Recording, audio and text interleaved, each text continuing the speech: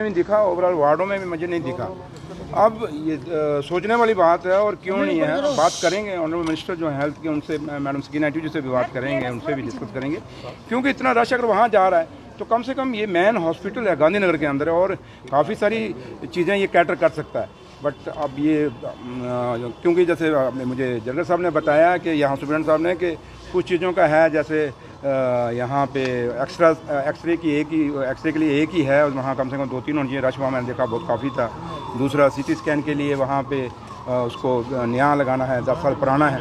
कुछ चीज़ों की ज़रूरत है यहाँ पे करने की, लेकिन ओवरऑल सबसे बड़ा यही था मेरा यहाँ जो मैंने अपने आप यहाँ जो देखा, जो मैंने नोटिस किया और मैंने डॉक्टर साहब से भी बात की। मैंने कहा यहाँ रश क्यों नहीं हो रहा, क्योंकि जम्मूगढ़ मेडिकल कॉलेज तक इतना प्रेशर जाएगा। आप देखें वहाँ इमरजेंसी के अंदर एक स्ट्रेचर के ऊपर 2-2 लोग हैं, तो वहाँ बेड ही नहीं मिलते।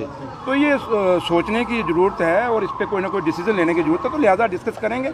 और आज का यही है कि मैं देखना चाहता था कि क्या जो हमारे लोग हैं उनको सही ट्रीटमेंट मिल रहा है या उनको सही वहाँ साफ़ सफाई है नहीं है। लेकिन उस लिहाज से अगर साफ़ सफाई से देखा जाए तो गांधीनगर हॉस्पिटल में काफ़ी सफाई है। बट मसला यही है कि पेशेंट नहीं है, पेशेंट बहुत कम है। तो उन चीज़ों को हमें, क्योंकि अब गांधीनगर जो हमारा मेडिकल कॉलेज है दक्षिणनगर, उससे कैसे पेशेंट यहाँ पे रखे जाएं, उसके लिए कोई ना कोई कुछ तरीके सोचने पड़ेंगे। तो लिहाजा इसी पे है। तो बाकी तो अदरवाइज तो हॉस्पिटल ठीक है, फैसिलिटी अच्छी है, साफ़ सफाई अच्छी है, वो चीज़ें ठीक हैं। जो अच्छी हैं वो अच्छी, हम क्यों कहेंगे। Thank you sir.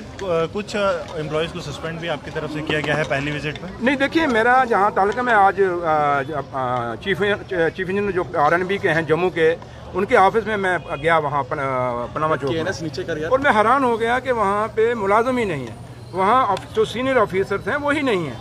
और 1-2 मैंने सस्पेंड नहीं करने थे, वो मैंने इसलिए किए क्योंकि वो कुछ लोग अंदर ऐसे थे, मुलाजिम थे, उन्होंने 2 ने मुझे झूठ मारा कि जी जनाब दूसरे की एप्लीकेशन आई हुई है। मैंने कहा ला एप्लीकेशन, तो एप्लीकेशन उसने अब खुद लिखी हुई, नीचे साइन ही कोई नहीं। तो लिहाजा जब मुझे मेरे सामने ये चीज़ आई तो मुझे फिर मौके पे वो लोग सस्पेंड करने पड़े। बट जो लोग एब्सेंट हैं, और मैं ये कह सकता हूँ कि चीफ इंजीनियर ऑफिस PWD के अंदर 70% मुलाजिम नहीं था।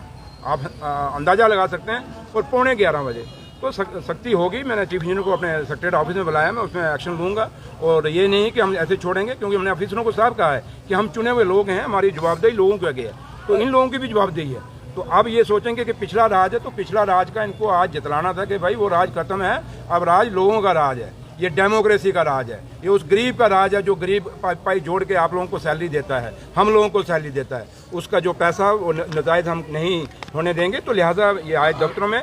और अब जो मैंने आज देखा है, मुझे लगता है कि अब तो हमें हर ऑफिस में जाना पड़ेगा और अचानक जाना पड़ेगा, और जाएंगे और देखेंगे। और मसला ये है कि अकाउंटेबिलिटी फिक्स करें, क्योंकि मेरे हमारे honourable chief minister Omar Abdullah साहब की भी यही डायरेक्शन है और सब ने कहा है। और हम जो सारे मिनिस्टर हैं, कैबिनेट बेशक छोटी है, लेकिन हम सब की यही कोशिश है कि लोगों तक हम पहुँचें और लोगों को जो सरकार की सुविधाएं हैं, जो फैसिलिटीज़ हैं, वो लोगों तक पहुँचनी चाहिए।